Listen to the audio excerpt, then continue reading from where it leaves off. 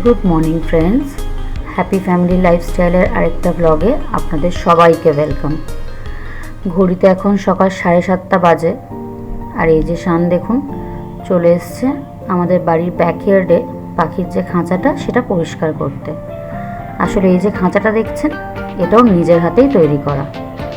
এর আগে অবশ্য ছোট্ট একটি খাঁচা ছিল, তবে তাতে পাখিগুলোর ভারী প্রবলেম হচ্ছিল। আসলে এতগুলো পাখি তো ওরা একটু খোলামেলাভাবে থাকতেও পারছিল না।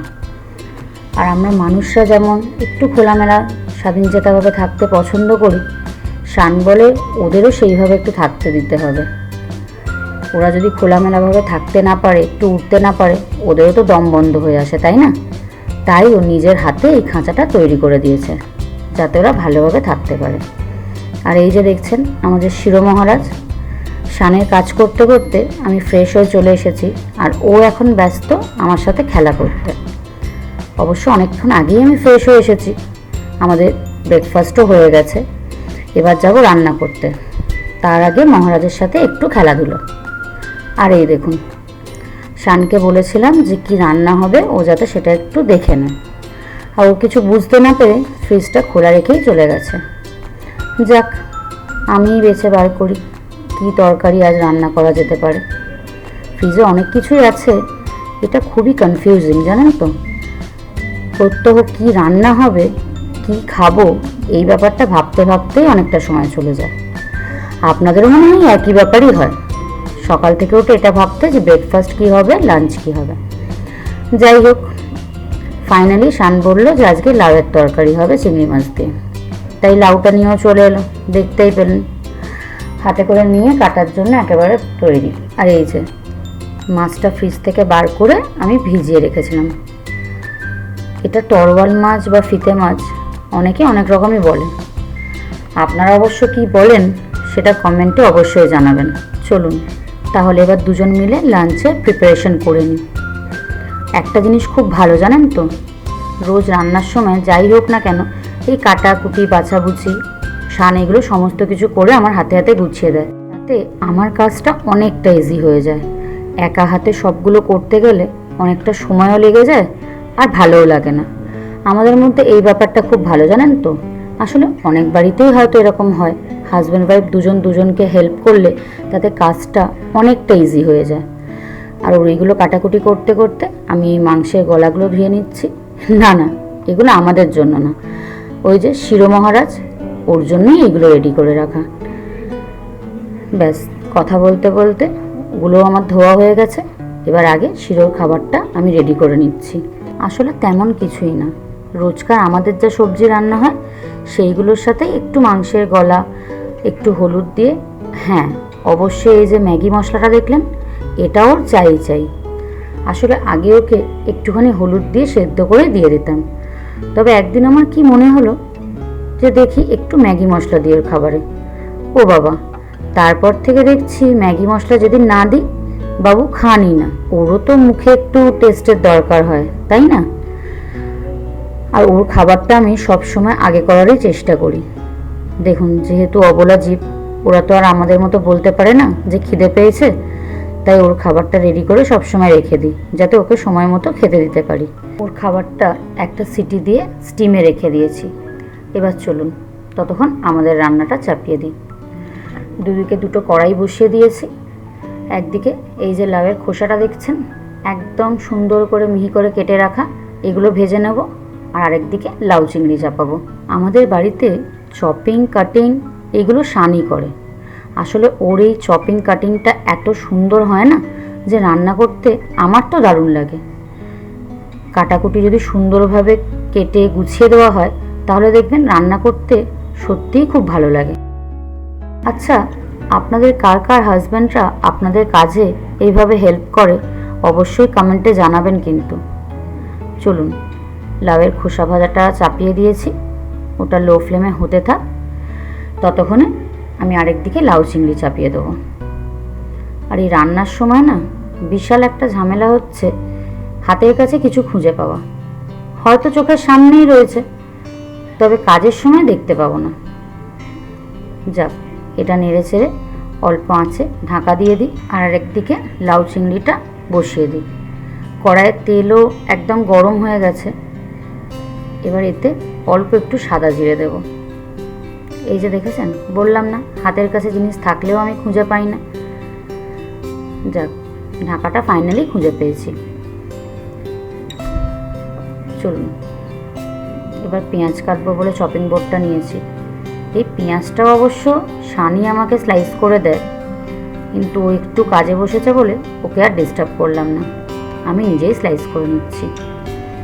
আমার হাতের স্পিড যদিও অতটা ভালো না, শান কাটলে অনেকটা স্পিডে কাটা যায়, আর আমি ওর মতো চেষ্টাও করি না কোথায় হাত কেটে ফেলি। তাই মোটামুটি যেটুকু স্পিড আছে সেটুকুই স্পিডে আমি কাটাকুটি করি। এবার এই গরম তেলে পেঁয়াজটা ছেড়ে দিলাম, পেঁয়াজটা ভাজা হতে থাক।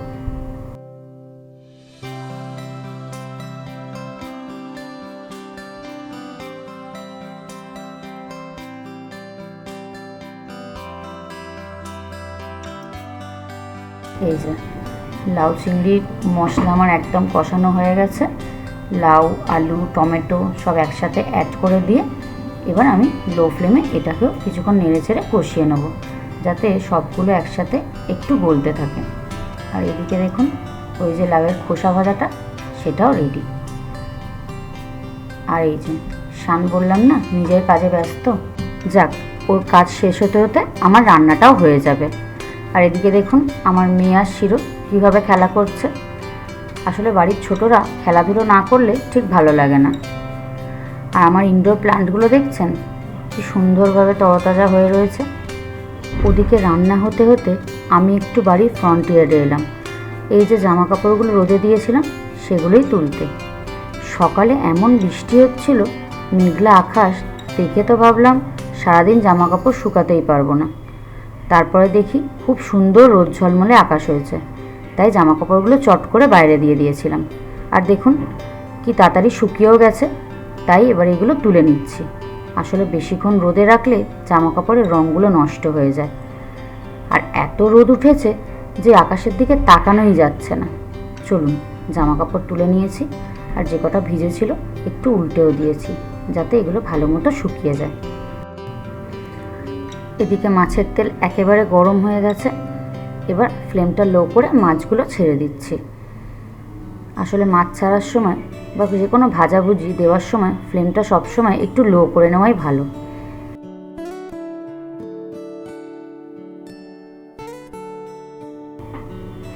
মাছটা ভাজা হতে হতে আমি চলে এসেছি জামা কাপড়গুলো গুছিয়ে রাখবো বলে। এই জামা কাপড় কাচাকুচির পর এটা একটা মস্ত ভারী কাজ, জামা কাপড় গুছিয়ে যে যার জায়গায় ঠিক করে রেখে দেওয়া। তাই ভাবলাম মাছটা যতক্ষণ ভাজা হচ্ছে এই কাজটা আমি সেরে ফেলি।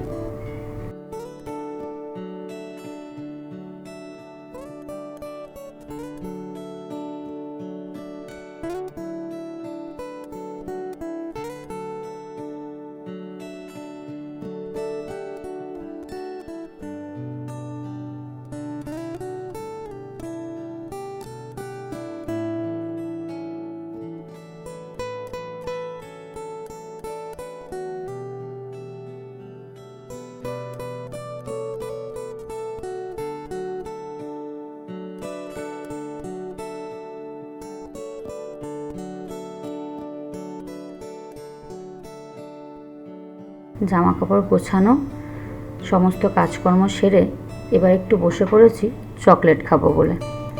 আসলে এই যে চকলেটটা দেখছেন, এটা মেয়ের জন্মদিনে মেয়ে স্কুলে বন্ধুদের দেবে বলে নিয়ে গেছিলো। আসলে শান দুটো বক্স ওকে এনে দিয়েছিল এই চকলেটের, সমস্ত বন্ধুদের দেওয়ার জন্য। কিন্তু সেদিন অনেক স্টুডেন্টই আসেনি, তাই কিছুটা ফেরত নিয়ে এসেছিল। আর ফ্রিজে রাখা রয়েছে। আর চকলেট রাখা থাকলে ফ্রিজে বেশিক্ষণ কারোরই থাকে না। আমার তো চকলেট খেতে দারুণ লাগে, তাই চকলেটটা নিয়ে খেতে বসে পড়েছি। আচ্ছা, আপনারা কারা কারা চকলেট খেতে আমার মতো ভীষণ ভালোবাসেন কমেন্ট করে জানাবেন। কিন্তু আমার চকলেট খাওয়া তো হয়ে গেছে, কিন্তু দুপুরবেলা তো আর চকলেট খেয়ে থাকা যাবে না। তাই রান্নাবান্না সব কমপ্লিট হয়ে গেছে, এবার বসে পড়বো লাঞ্চ করতে।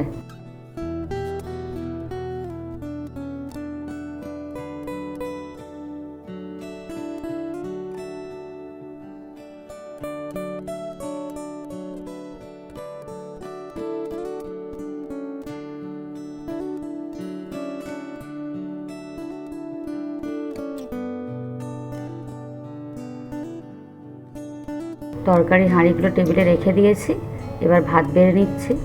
আর শানকে দেখছেন, এদিক থেকে ওদিক, ওদিক থেকে এদিক।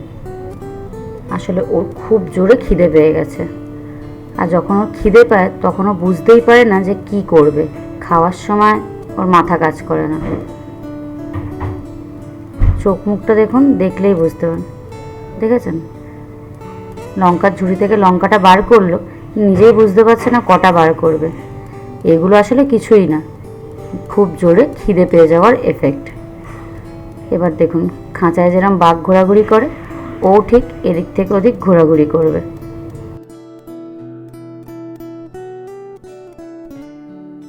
আর শিরো আমাদের টেবিলের কাছে বসে থাকে, যদি আমরা খেতে খেতে ওকে কিছু দিই। আসল ব্যাপারটা সেরকম না, ও সবসময় আমাদের কাছেই থাকে। সে আমরা বাইরে যাই বা টেবিলে খেতে বসি আর টিভি দেখি, ও সবসময় কাছে কাছে থাকতে চায়, যেমন বাচ্চারা মা বাবার কাছে থাকে, ঠিক সেইভাবে। চলুন, অনেকটা বেলা হয়ে গেছে, এবার চটপট খেয়ে নিই।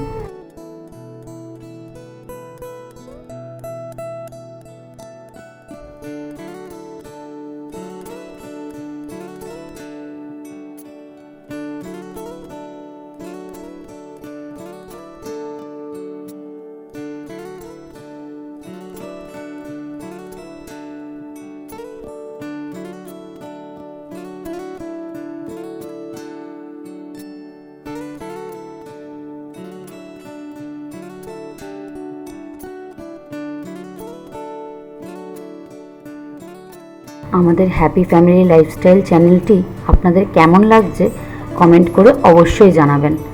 আর হ্যাঁ, লাইক আর সাবস্ক্রাইব করতে একদম ভুলবেন না।